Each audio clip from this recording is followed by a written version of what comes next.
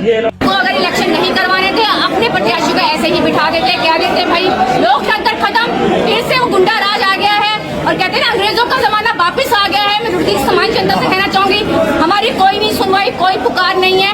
Double triple engine करते रहते हैं ना, सारे इंजन फेल हो गए। अरे जीतना था तो मेहनत करते, एसी हॉलों में बैठ के मीटिंगें करने सेक्शन मेरी तरह क्षेत्र में जाते, वहाँ देखते कितने लोगों को समस्याएं हैं, समस्या तो देखी नहीं क्षेत्रों में जाके, एसी हॉलों में बैठ के कह रहे हमें समर्थन मिल रहे हैं। बहुत गलत किया है आपने रुड़की की हमारी जनता के साथ, गलत किया है, लोकतंत्र से गलत किया है। इसके लिए आपको रुड़की जनता माफ नहीं करेगी और कभी क्षमा नहीं करेगी सरकार।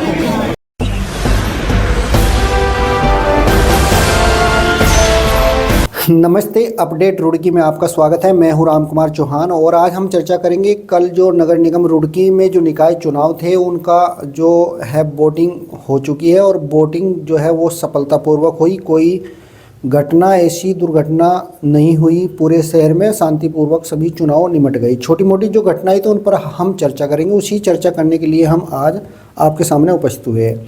दोस्तों देखिए, एक तो सभी पोलिंग स्टेशनों पे जो है वो स्लो पोलिंग हुई। इस बात को लेकर के विपक्ष ने जो है वो भारतीय जनता पार्टी के ऊपर आरोप भी लगाए हैं। उनका कहना था कि स्लो पोलिंग अगर ये करा रहे हैं तो इसका लाभ कहीं ना कहीं जो बेनिफिट है वो बीजेपी को होएगा, मगर इस पर भी चर्चा करेंगे। दूसरी चीज़ ये है कि जो सचिन गुप्ता है कांग्रेस पार्टी के प्रत्याशी पूजा गुप्ता, उनके पति और पूजा गुप्ता दोनों ने आरोप लगाया है भाजपा पे, जो उनके भाजपा के एक पार्षद चुन करके आए हैं बाटा जी, उनकी धर्मपत्नी वहां पोलिंग स्टेशन में बैठी हुई मिली और उनके हाथ में कुछ पंपलेट थे जिन पर अनीता अग्रवाल जी को वोट देने का जो सिंबल था वो लगा हुआ था और उसका वो प्रचार करती हुई वहां पर नजर आई, तो जिससे कि वे काफ़ी नाराज़ हुई और नाराज़ होकर के उन्होंने आरोप लगाया कि बीजेपी की डबल इंजन की जो सरकार है वो मतलब कि क्या कर रही है और लोकतंत्र खतरे में है और किस प्रकार चुनाव पोलिंग स्टेशन में बैठ करके वो अपना प्रचार कर रही है।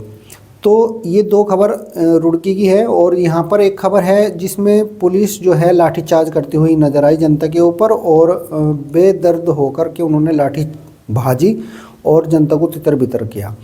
दोस्तों बहुत सारे पोलिंग स्टेशन ऐसे थे जहाँ पर बहुत लंबी लंबी कतारें लगी हुई नजर आई, तो इन सभी मुद्दों को लेकर के हम बात करेंगे एक एक करके। पहले हम वो बात कर लेते हैं पूजा गुप्ता की। हमने पूछा पीठासीन से ये लेडी कौन है, क्यों बैठी है, कह रहे जी हमें भी नहीं पता क्यों बैठी है। हमने कोई आईडी होगा किसी की उससे बैठी होगी, तो पता चला जी वो तो सीमा बाटा जी हैं जो कि जीत चुकी हैं। वो यहाँ क्या कर रही है हमने पूछा, कहते जी उनका हमें भी नहीं पता क्या कर रही है। जब उन्हें बाहर निकाला गया तो दुपट्टा दिखाई कह रही है, हमने कहा दुपट्टा कैसे पहन रखा आपने। को अगर इलेक्शन नहीं करवाने थे अपने प्रत्याशी को ऐसे ही बिठा देते, क्या देते भाई लोकतंत्र खत्म, फिर से वो गुंडा राज आ गया है और कहते हैं ना अंग्रेजों का जमाना वापिस आ गया है। मैं रुड़की समाज जनता से कहना चाहूंगी हमारी कोई नहीं सुनवाई, कोई पुकार नहीं है। डबल ट्रिपल इंजन करते रहते हैं ना, सारे इंजन फेल हो गए। अरे जीतना था तो मेहनत करते, एसी हॉलों में बैठ के मीटिंगें करने सेक्शन मेरी तरह क्षेत्र में जाते, वहाँ देखते कितने लोगों को समस्याएं हैं, समस्या तो देखी नहीं क्षेत्रों में जाके, एसी हॉलों में बैठ के कह रहे हमें समर्थन मिल रहे हैं। बहुत गलत किया है आपने रुड़की की हमारी जनता के साथ, गलत किया है, लोकतंत्र से गलत किया है। इसके लिए आपको रुड़की जनता माफ नहीं करेगी और कभी क्षमा नहीं करेगी सरकार।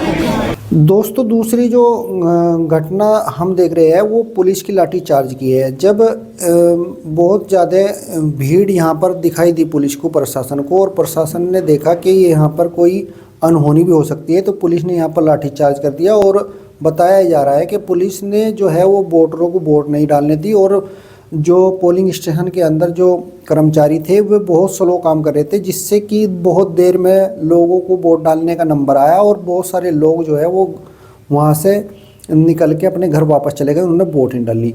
और बहुत सारे लोगों की जो वोट है वो उसमें वोटर लिस्ट में वोट नहीं मिली, जिन्होंने पहले भी नगर निगम में चुनाव में वोट दी थी मगर उनकी वोट अब की बार नहीं थी। इस प्रकार के भी आरोप बहुत सारे लगे। दोस्तों कहीं ना कहीं आरोप ये भी लगा बीजेपी के ऊपर कि बीजेपी की मिली भगत की वजह से ही पोलिंग स्टेशनों पर पोलिंग जो है वो स्लो किया गया। मगर अगर हम देखें पूर्व में भी जितने भी अगर हम जाए और अगर कहीं पे पोलिंग स्टेशनों पे पोलिंग कम हुआ है तो उसका बीजेपी को कभी फ़ायदा नहीं हुआ, नुकसान ही हुआ। और रुड़की के अंदर जो पोलिंग हुआ है वो लगभग 62.5% पोलिंग हुआ, जो सबसे कम है जितने भी यहाँ नगर निगम निकाय के चुनाव हुए, चाहे वो रामपुर हो, चाहे वो पाडली हो, चाहे वो ढंडेरा हो, इमली खेड़ा हो, झबरेड़ा हो, क्लियर हो। हर जगह का पोलिंग जो है वो 80 के आसपास गया, 80 से ऊपर ही गया कहीं कहीं का। तो इमली खेड़े का बताया जा रहा है कि 89% पोलिंग हुआ, मगर उनमें जो है रुड़की का पोलिंग सबसे कम बताया जा रहा है 62%, 62.5% पोलिंग। और 62.5% पोलिंग अगर हुआ तो ये कहीं ना कहीं अन्य पार्टियों के फ़ायदे में होगा, क्योंकि इसमें जब भी पोलिंग कम होता है तो बीजेपी को नुकसान रहता है, क्योंकि जो वोट वहाँ पोलिंग स्टेशन पे पोलिंग करने के लिए नहीं जाती वो बीजेपी की होती है, ना कि अन्य पार्टी की। अन्य की पार्टियों की तो जो वोटर होते हैं वो लास्ट तक भी अंतिम जो वोट जब तक उनकी नहीं पड़ जाती जब तक वे लाइन में खड़े रहते हैं। मगर बीजेपी की वोटर ऐसे होते हैं जब उन्हें दिखता है कि वो बहुत लंबी लाइन है तो वो वोट डालने नहीं जाते। तो इसमें अगर पोलिंग कम हुआ तो इसमें नुकसान मुझे ऐसा लगता है कि बीजेपी का ही होगा।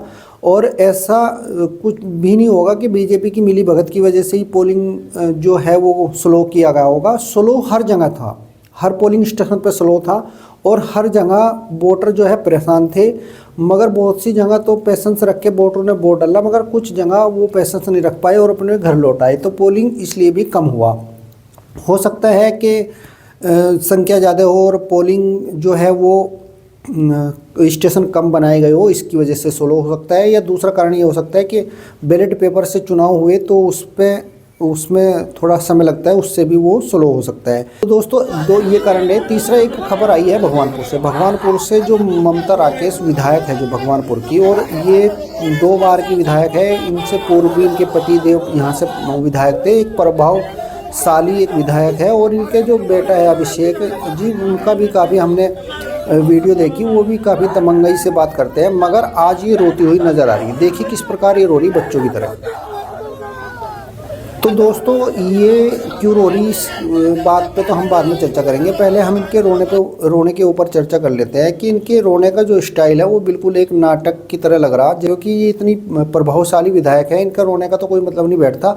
और ऐसा भी नहीं है कि इतनी कमज़ोर है कि इनकी कोई बात नहीं सुन रहा और इन्हें रोना पड़ रहा।